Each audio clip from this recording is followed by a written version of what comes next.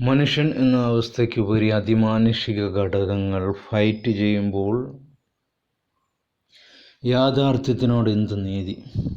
നമ്മൾ കാണുന്നതാണ്, ഇംഗ്ലീഷ് സിനിമകളിൽ കണ്ടതാണ് ജുറാസിക് പാർക്ക്, അല്ലെങ്കിൽ അവരുടേതായിട്ടുള്ള വിചിത്ര ജീവികളുടെ ലോകം, നീല മനുഷ്യരുടെ കഥ നമ്മൾ കണ്ടതാണ്.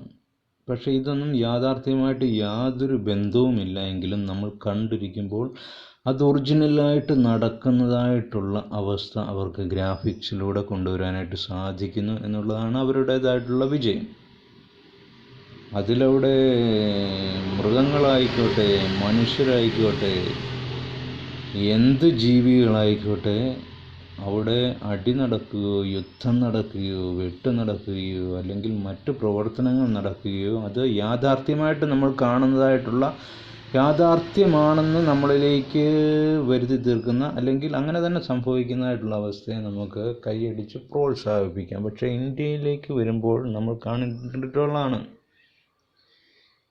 യാഥാർത്ഥ്യമായിട്ടൊന്നും ഒരു ലെവലും കാണുന്നില്ല. ഗ്രാഫിക്സിൽ കണ്ടു കഴിഞ്ഞാൽ അടിയൊക്കെ എടുത്ത് തൂത്ത് വാരി അങ്ങ് എറിയുകയാണ്. റബ്ബർ ബാൻഡിൽ നമ്മളൊരു കടലാസ് തെറുത്ത് അല്ലെങ്കിൽ എറ്റാലയിൽ ഒരു കല്ല് തെറുത്ത് വിട്ടാൽ എങ്ങനെ ഇരിക്കുമെന്ന് പറഞ്ഞുകൊണ്ട് അങ്ങോട്ടും ഇങ്ങോട്ടും ഏതാണ്ടൊക്കെയോ കാണിക്കുകയാണ്. അതിൻ്റെ യഥാർത്ഥ ലെവൽ നമ്മൾ ഒന്നുകൂടി വിശദമായിട്ട് പറഞ്ഞാൽ, കുട്ടികൾ ഗെയിം കളിക്കുന്ന അല്ലെങ്കിൽ മൊബൈലിലോ അല്ലാതെയോ ഗെയിം കളിക്കുമ്പോൾ അങ്ങോട്ടും ഇങ്ങോട്ടും അവരുടെ വിരലിലിരിക്കുന്ന സ്വിച്ച് അമർത്തുന്നതിനനുസരിച്ച് ചാടി മറിയുന്ന പ്രതിഭാസം പോലെയാണ് പല സ്റ്റണ്ട് രംഗങ്ങളും കാണുവാൻ സാധിക്കുന്നത്. അതിൻ്റെ ഏറ്റവും ഉദാഹരണമാണ് ലിയോയിലെ സഞ്ജയ് ദത്തും വിജയും തമ്മിലുള്ള സ്റ്റണ്ട്. അതുപോലെ തന്നെ തെലുങ്ക് സിനിമയിൽ വരുന്ന അല്ലെങ്കിൽ KGF പോലുള്ള സിനിമയിൽ വരുന്ന സഞ്ജയ് ദത്തും യാഷും കൂടെ നടത്തുന്ന സ്റ്റണ്ട്. ഇതൊന്നും ഒരു തരത്തിലും ഗ്രാഫിക്സിനെ യാഥാർത്ഥ്യമാക്കുന്നില്ല എന്ന് മാത്രമല്ല, വെറും മുമ്പേ പറഞ്ഞ കമ്പ്യൂട്ടർ ഗെയിം പോലെ തോന്നിക്കുകയാണ്.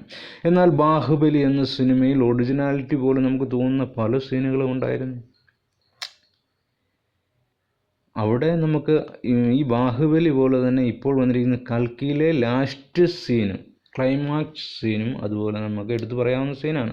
പക്ഷേ അതിലെ രണ്ടിലെയും സ്റ്റണ്ട് അതിമാനുഷിക വ്യക്തികൾ തമ്മിലാവുമ്പോൾ അതിന് യാഥാർത്ഥ്യവുമായിട്ട് എന്ത് ബോധനീതിയാണ് അവിടെ വരുന്നത്? എടുത്ത് ഈ പറയുന്ന രീതിയിലുള്ള കമ്പ്യൂട്ടർ ഗെയിമിൻ്റെ ലെവലിലേക്ക് തന്നെയാണ് പോകുന്നത്. അത് യഥാർത്ഥ മനുഷ്യർ ചെയ്താലും ഇവർക്ക് അങ്ങനെ ചെയ്യാൻ സാധിക്കുന്നുള്ളതാണ് ഞാൻ മുമ്പേ പറഞ്ഞ ജിയോയിലെ വിജയും അതിമാനുഷിക വ്യക്തികളല്ല അതും കാണിച്ചിരിക്കുന്നു. ഇതിനോടൊന്നും നീതി പുലർത്തുവാനായിട്ട് അവർക്ക് സാധിക്കുന്നില്ല എങ്കിൽ തന്നെയും ബാഹുബലി പോലുള്ള സിനിമയിലെ അപ്രകൃതി ദൃശ്യങ്ങൾ, ആ വിസ്മയകരമായിട്ടുള്ള അവരുടെ കരകൗശല വസ്തുക്കൾ, അല്ലെങ്കിൽ കൽക്കിയിലെ ലാസ്റ്റ് വന്നിറങ്ങിയിരിക്കുന്ന പല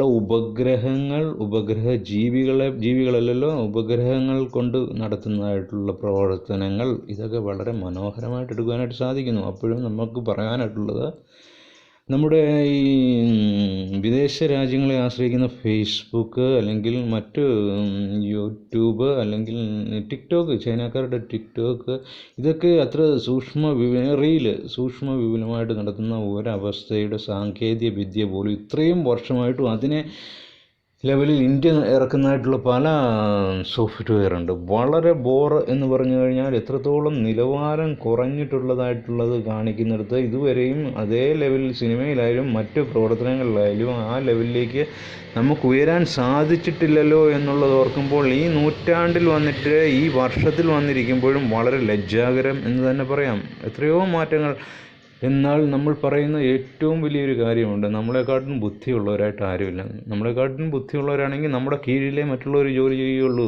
ഇത് നമ്മൾ മറ്റൊരാളുടെ കീഴിൽ പോലും ജോലി ചെയ്യുമ്പോൾ അവൻ്റെ അടിമ അല്ലെങ്കിൽ അവൻ്റെ കീഴിലെ ഒരു ജോലിക്കാരൻ മാത്രമാണെന്ന് മനസ്സിലാക്കുവാനായിട്ടുള്ള ബോധം ആണ് ആദ്യം വരേണ്ടത്.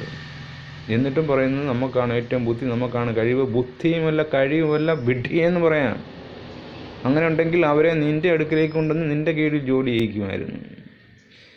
അതുതന്നെയാണ് ഓരോ സാങ്കേതിക പ്രവർത്തനങ്ങളിലും വന്നിരിക്കുന്നത്. നമുക്ക് വളരുവാനുള്ള സാങ്കേതിക വിദ്യകളും കാര്യങ്ങളും എല്ലാം ഉപയോഗിക്കാവുന്നിടത്ത് പല പ്രാചീന ലെവലിലേക്കും പോയി, പല ചിന്താഗതിയിലേക്കും പോയി, സ്വാർത്ഥരായിട്ട് പോയി.